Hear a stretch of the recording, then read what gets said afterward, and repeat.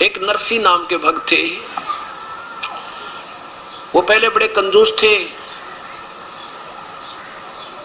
और 56 करोड़ की संपत्ति उनके पास थी। केवल एक लड़की थी और उसकी भी शादी कर चुके थे, और फिर भी वो कंजूस हुआ बैठा, चिचड़ हुआ बैठा, चिपक रहा उस माया के।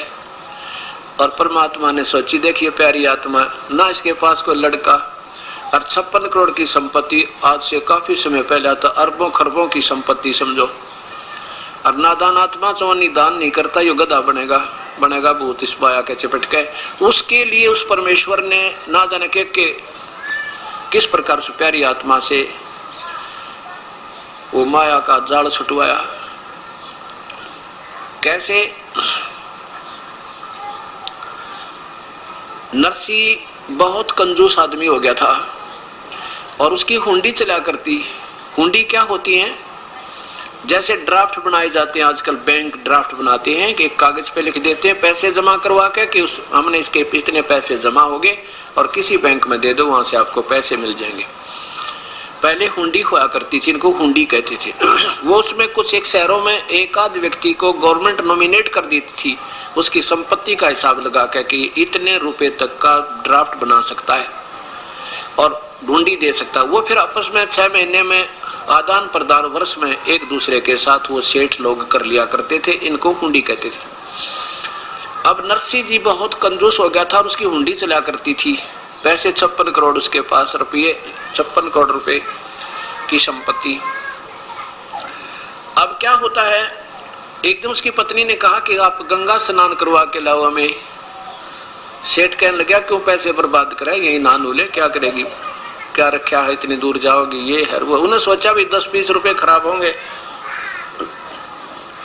और जैसे बह का रखा किसी को भी गंगा पर जाओ वहां दान जरूर करे। तो बोली आत्मा ऐसे चल पड़ी, ज्यादा कहने से तो वो चल पड़ा, भी चल दिया, दुखी करेगी, रोजाना सिर में दर्द रखेगी, चल घूमाते।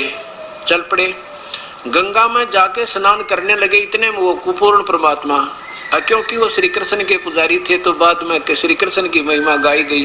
कोई बात नहीं, आप अब इसको सुनते रहना, फिर आपको समझ में आ जाओगी कौन थे वो भगवान जो सबके दुख दूर करने वाले। वो पूर्ण परमात्मा आके, पहले तो हम भी आपको समझाने के लिए शुरू में श्री कृष्ण कहा करते थे, श्री कृष्ण आगे, लेकिन उस समय आपकी बुद्धि और ये शास्त्र नहीं दिखा पा रहा था, इसलिए सोचा करता कि बिल्कुल भी ना सुनेंगे मेरी एक बात को। अब आपके सामने प्रमाण शास्त्र आ गया, अब सारी समझ में आओगी आपके, मैं जो बात बताऊंगा वो सही सत्य समझ में आ जाएगी। तो पूर्ण परमात्मा वो उत्तम पुरुष तो अन्य परम अक्षर पुरुष सतपुरुष अकाल मूर्त आए, एक ब्राह्मण रूप बना के कहने लगे, सेठ जी कुछ दान करो, गंगा स्नान करने आए हो तो दान किया करते हैं, क्योंकि जैसी वो परंपरा उन्हें बना रखी थी उसी को आधार लेकर के। सेठ बोला, मेरे पास पैसे थोड़े हैं पंडित जी, किसी और पे ले जा, आप जाओ। परमात्मा कहने लगे, भाई देखो वैसे नहाने का क्या फायदा, कुछ दान किया करो, ये पानी तो वही ना नहा लेते आप। उसकी पत्नी कहने लगी, कर दे दो 1-2 रुपया दान, ब्राह्मणता ही। वो बोला, ना ले, चुप करके स्नान कर ले, यहाँ ले आया ना इस ये बड़ी समझ तू, पैसे दान कर दे। कितना हो पैसे? कोई ना, थोड़े लाया हूँ मैं। आखिर में भगवान ने कहा 8 आने कर दे। ने बोला 8 आने भी कोई नहीं है। कहने लगा 4 आने तक कर दे, 4 आने भी कोई नहीं। आखिर में बोला 1 टका दूंगा, 1 टका। वो बोला 1 टका दे दे, कुछ तो हाथ तो छोड़ दे तू। ने बोला 1 टका दे दूंगा, पर दूंगा मेरे वहां आ जाइए, मेरे घर पर। भगवान बोले चल घर पर दे दिए भाई। अब नरसी नहा धोकर घर आके स्नान कर करा कर अपने घर पहुंच गए। अब नरसी जी ने जाके वह पोटड़ी रखी थी सफर वाली, पीछे तो परमात्मा ने जाके वह खटखटाया दरवाजा, नौकर आया। नौकर ने पूछा क्या बात है ब्राह्मण?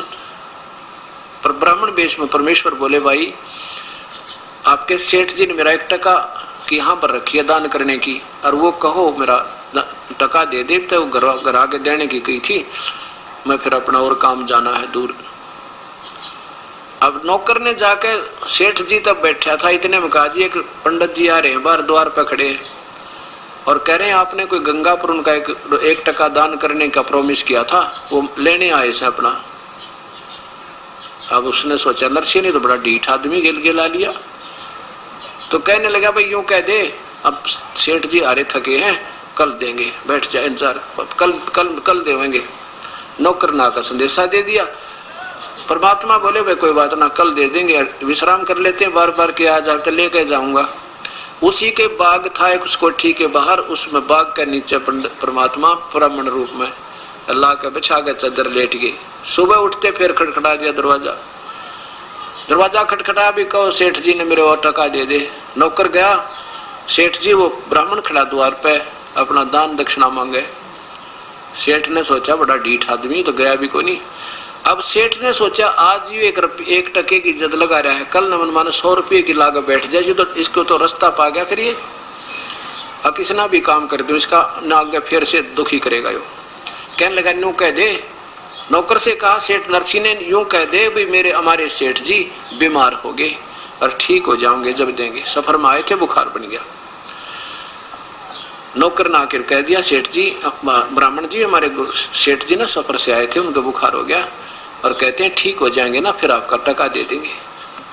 अब वो कहने लगे भगवान भाई कोई बात ना, इंतजार कर लेते हैं, 1-2 दिन में बुखार उतर जाएगा, अब बार बार तो आ नहीं जाता, पैसा लेकर जाऊंगा।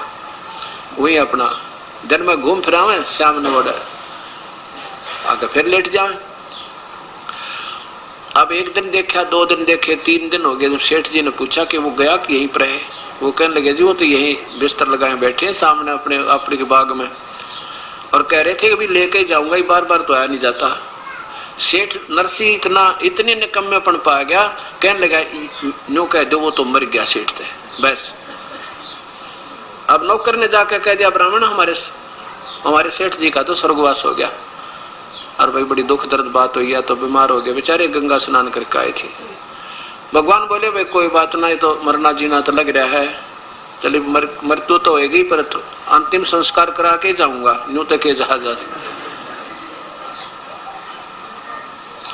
तो नौकर ने आके कहा सेठ जी वो तो ये कह रहे हैं, ऐसे कहा भी अंतिम संस्कार करा के जाएंगे, बात तो बहुत बुरी बनी है। चलो तो ऐसे तो क्या जाया जाता है। सेठ जी बोला तो ढीठ आदमी है भाई, ऐसे करो तुम लकड़ियां ढोने शुरू कर दो, शायद उसका समझ में आ जाए वास्तव में मर गया तो ना लकड़ी क्यों, सेठ गांव का मर जा, शहर का तो दुनिया इकट्ठी हो जाए, सब न बेरा हो। वो 4 आदमी लकड़ी ढोए उसके नौकर, और लकड़ी डोली जब ने बोला गया कि यहीं पर है जी, वो तो एक लकड़ी उठा रहा है साथ में और शमशान घाट की तरफ जाने लग रहा है। तो कहने लगा मेरी तुमने करो एक अर्थी तैयार करो, जनाजा बना लो नकली।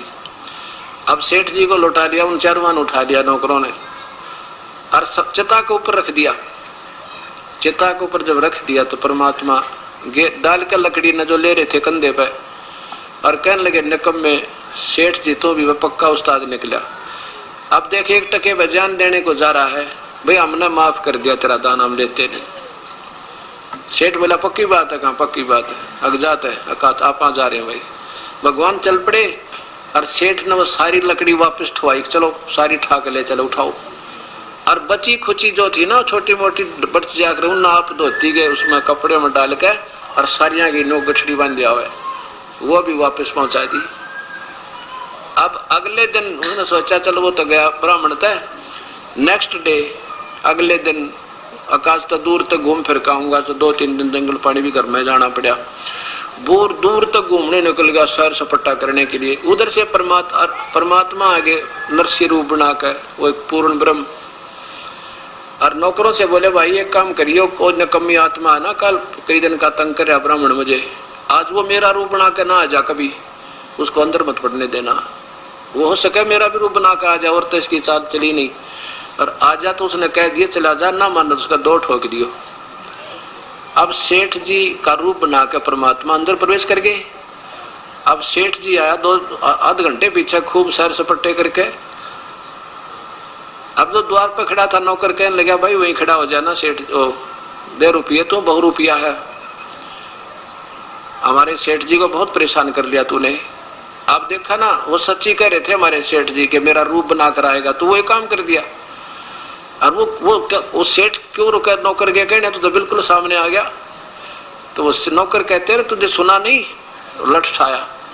तो वो कहता अरे फलाना मल दकड़ा मल क्या कर रहा है तू, मैं वो हूँ सेठ हूँ नरसी है, तू क्या बात कर रहा है मेरे तय, ने बोला हमारे भगवान हमारे सेठ तो अंदर पहुंच चुके हैं और उन्होंने हमें कह दिया है कि वो आज मेरा रूप बनाकर आ जा मनमाना कभी तो उसका दो ठोक दियो, और हमारे सेठ तो अंदर है भाई, तू चला जा, ये आदेश गलत हो रहे हैं ना, तो हम तेरे देंगे मार, तो पिट जाएगा, चला जा यहाँ से। तो वो कहता है कैसे बात कर रहे हैं मेरी, तुम निकम्यो, मैं तुम्हारा सेठ हूँ, फलाना हूँ, और तुमने नौकरी तो निकाल दूंगा, नू ला गया करन। उसका ठाकर लट्ठर वो लगा ना मारने, भाग लिया सेठ से। तो भाई सचमुच कोई बात गड़बड़ में है, जब इतनी समर्थ इतनी सख्ती से पेश आ रहे हैं तो जरूर उस ₹2 ने पहले आकर काबू कर लिया ₹2 ने, और ये तो मेरी सारी संपत्ति हड़प करेगा। अब सेठ कहाँ पहुंचा, थाने में पहुंचा, थाने में तो फिर रिपोर्ट की, वो पहुंचा कहाँ, कोर्ट में। कोर्ट ने उसी दिन एकदम एक्शन ले लिया, वो उसकी बही जब्त कर ली, बही निकाल लाए भाई, कहीं बहियों में कोई फेर बदल ना कर दे, को पढ़ा ना ले, डुप्लीकेट नकली नरसी है। अगले दिन पेशी लगी, दोनों खड़े कर दिए कोर्ट में, भगवान भी और नरसी भी, और दोनों की शक्ल मिले। अब पहले कोर्ट ने उस असली की गवाही मांगी कि तू इस बही में बता दे क्या क्या लिखा है। उसने बता दिया कि मैंने एक लड़की का ब्याह किया था, उसमें इतने बातियां आए थे, इतने फलाने आए थे, इतना दान किया था, वो सारा रिकॉर्ड करा करते पहले ब्याह का। और एक मकान बना था, उसमें इतनी कड़ी आई थी, इतना सतीर आए थे, इतने जंगले झांकी थी, वो लिख रहा था। वो 2-4 बात बता के चुप हो गया जी, और तो मुझे ज्ञान नहीं मिला। भाई ठीक सा था। फिर नकली नरसी बुला जो भगवान था, वो कहने लगा भाई बता, इसमें कोई बही में ऐसा लेख बता जिसे प्रमाणित कर सके तू असली है। तो भगवान बोला खोल, इसने कीते थे, कौन सा पृष्ठ खोल ले। उसने पृष्ठ खोल लिया, लाग गए परमात्मा पढ़ने, उल्टी सुल्टी सारी सुना दी। अब वो नकली था असली सिद्ध करना पड़ा कोर्ट ने, और असली को नकली सिद्ध करके कह दिया भाग जा तू यहाँ से, निकम्मे, सेठ तंग कर दिया तने। अब सेठ नरसी बैठ गया जंगल में जाके, और न्यू कहे भगवान ये मेरा कौन से जन्म का दुश्मन था, इसने सारी संपत्ति हड़प कर ली मेरी, बताइए के बनी मेरी गेलियां। उधर से वो परमात्मा फिर आ जाते हैं, वो नरसी नकली बन के, वही ब्राह्मण रूप बना के वहां खड़े हो गए आके, कहने लगे नरसी अब बता बेटा यह संपत्ति तेरी है या मेरी। नरसी बोला कि बेईमान थी तो मेरी, पर मेरी पार नहीं बसाती। भगवान बोला कि या तेरी पहले भी ना थी, नादान तेरा भूल लाग रही थी, या पहले भी मेरी ही थी और आज भी मेरी ही है। तू तो सूखा बन जा रहा था, तेरा ब्याह खर्चे भी ना गए, 2 पैसे दान भी ना दिए गए, गधा बनेगा निकम्मे। तो सरप की जो नीम जागा इस माया ने जोड़े जोड़ के, और एक शर्त पर तुझे दे सकता हूं, अगर यदि तो इसने सारी न बांट दे, धर्म भंडारे में लगा दे, तो नहीं दुनिया का खून चूस चूस के ये ब्याज बट्टा ले लेकर और ये जहर इकट्ठा कर लिया, तेरे कीड़े पड़ के मरेगा, तो देख ऐसी दुर्गति हो जाएगी तेरी, और कुत्ता बनेगा, तेरे खाज लगेगी दुनिया का, यूं तो नरक डाल कर दिया इकट्ठा। तेरे पास रहना नहीं निकम्मे, ना तेरा संतान लड़की थी उसकी शादी कर दी, बता तू करेगा क्या इसका। तब उसका सारी बात समझ में आ गई, परमात्मा जैसे आप कहोगे गुरुजी ऐसे कर लूंगा। अब परमात्मा उसके गुरु बने और उसको नाम दिया उस परम पिता ने, और कहा बेटा ये भंडारा कर दे इसका, नहीं तो संपत्ति तेरा जान की दुश्मन हो जाएगी, तेरा मरिया जाएगा ना जिया जाएगा। उसी दिन से भंडारे ला दिए, और सब कत्ती पाई पाई खर्च करके झोपड़ी गाल के बैठ गया बाहर जंगल में ईश्वर आसरा लेके। अब आया लड़की का ब्याह, ज्योति का ब्याह हो गया, लड़की की शादी, लड़का कोई था नहीं इसका। अब उस समय बात कौन जावा गरीब आदमी के साथ, 16 अंधे आया करते आसपास के, वो समझा करते नरसी मत ना रही है, भगवान ने जब इतना खेल कराया ना तेरे साथ तो दूर नहीं तेरे तय। कहने का भाव ये है कि कैसे किसी की गाड़ी मांगी, किसी के बैल मांग के उसको लचर पचर करती हुआ गाड़ी चल पड़ी, और भाती उसमें कौन, वो 16 अंधे और साथ में नरसी। अब वह गाड़ी ना चले, कुआ उसकी कील निकल जाए कि तब वो पहले बैठ जा, कोई खड़ा हो जाए, ना चलाना आवे, ड्राइविंग भी ना करनी आवे। इतने में परमात्मा ने एक बार याद किया था उस नरसी ने, ए परम पिता हम तो नीच आत्मा थे, और ए मालिक आज यह आपत्ति आ गई, मुझे तो बैलगाड़ी भी ना चलानी आती, और ये पहुंचे भी ना मन माने वहां तक, और पहुंच जाएंगे तो हमारे पास चोन नहीं देने को नहीं, पर पहुंचेंगे जरूर आपके कृपा से, पहुंचना जरूर चाहते हैं। लड़की प्रसन्न तो हो जाएगी, उसको पता है मेरे पिता के पास कुछ नहीं, पर देख कर राज्य हो लेगी, पिता को प्रसन्न होगी। और हे भगवान, ये तो बड़ी आपत्ति आई। इतना याद ही किया था, इतने में वो परमेश्वर एक बढ़ई का रूप बना के, कारीगर का रूप बना के, और एक थैले में डाल के वो आरी उरी बसोले और पहुंच गया। हाथ देकर कहने लगा, रोकिए भाई गाड़ी वाले, रोकिए। अब नरसी गाड़ी हाँक रहा था। नरसी बोला, भैया तो रुकिए, रुकाई है, चलते नहीं है बैल, कभी खड़े हो जाते हैं, कभी बैठ जाते हैं, और गाड़ी भी टेढ़ी मेढ़ी चला इसकी, बैल गाड़ी या कच्ची लकड़ी की। तो कहने लगा, भाई मैं आपके साथ चलना चाहता हूँ, कुछ दूर तक मेरा रास्ते में गांव पड़ा है, मुझे बैठा लो गाड़ी में। भगवान नरसी बोला, भाई गाड़ी में तो बैठा लेंगे, पर यह चल तो रही नहीं, ये तो बिल्कुल कंडम हुई पड़ी है। भगवान बोले, भाई मैं मिस्त्री हूँ और मैं इसको ठीक कर लेता हूँ, ला मैं ठीक कर दूंगा इसको। अब भाई कर लेता है।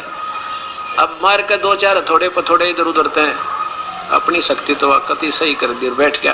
कहने लगा, भगत जी आप बैठ कर भजन कर लो, मैं गाड़ी चला दूंगा।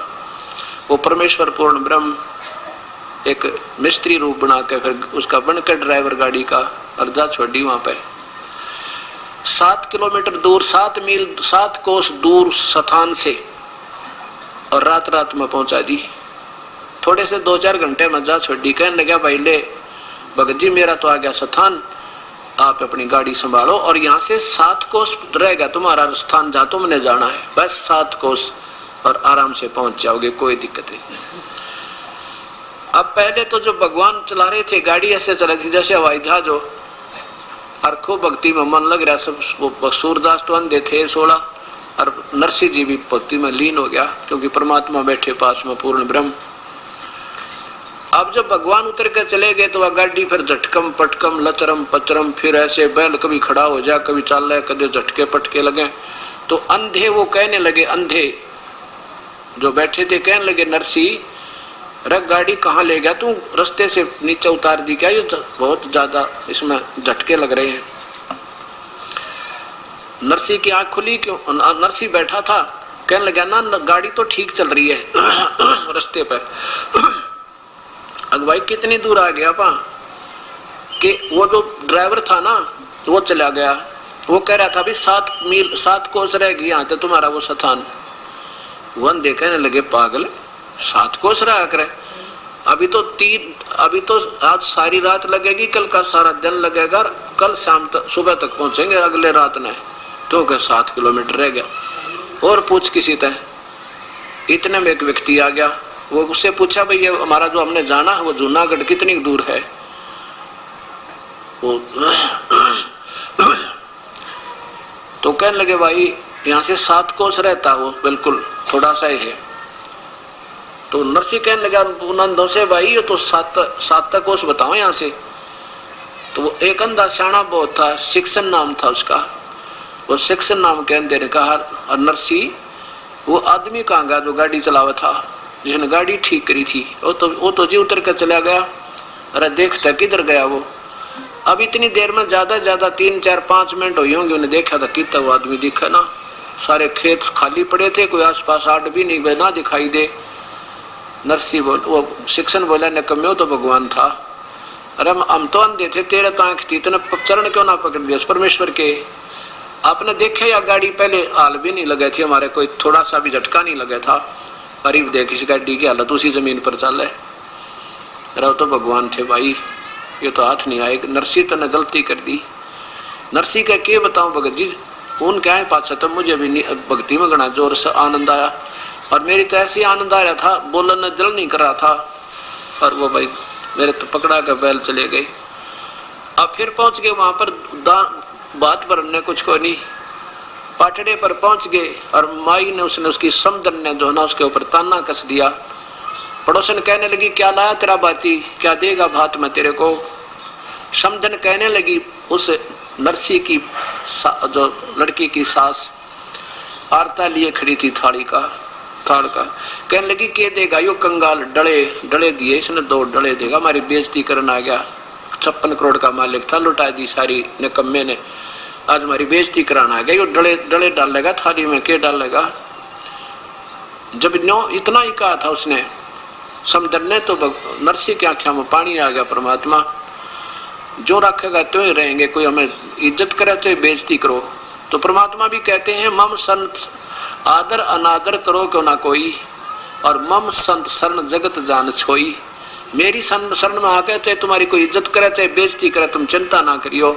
और मेरी शरण में जो आ गया तो बाकी जगत तो समझो राख है, ये बकवादे करा करते हैं। पर आने दो मेरा समय, कहते हैं कल्पे कारण कौन है कर सेवा नी काम, और मन इच्छा फल देऊंगा जो पड़े मेरे तय काम। अब यहाँ उस परमेश्वर का काम आ गया था। इतने में आकाश से कहते हैं सोने और चांदी के 2 डले आए और समदन की थाली में पड़ गए, वो यावासी होगी। और इतने में कहते हैं ऊपर से वर्ष नोटों की बारिश होने लगी। नोटों चांदी के सिक्के थे पहले, ऐसे वर्षा होने लगी। और इतने में वो परमात्मा एक गाड़ी लेकर, भरी हुई गाड़ी, उनकी लड़कियों के देते हैं ना दहेज पेज, वो अगलियां की पछलियां की, वो कम से कम 150 तीड़ लाकर दर दिए थान के थान। और वहां गाड़ी छोड़ दी कि ले उतार ले बेखारी न तुम अपने हमारे भगत के बारे में ऐसे नहीं कह देगी। और इतना कह के समेत गाड़ी और बैल छोड़ के वो अंतर ध्यान हो गए, परम पिता दिखाई नहीं दिए। बोलो सतगुरुदेव की जय।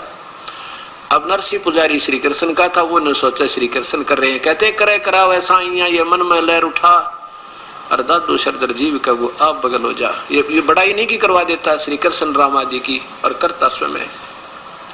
फिर क्या होता है कि एक दिन नरसिंह जब बैठा था अपनी कुटिया में झोपड़ी में, 4 साधु संत द्वारका जाने के लिए भगवान के उस द्वारका को देखने की इच्छा करके आगे।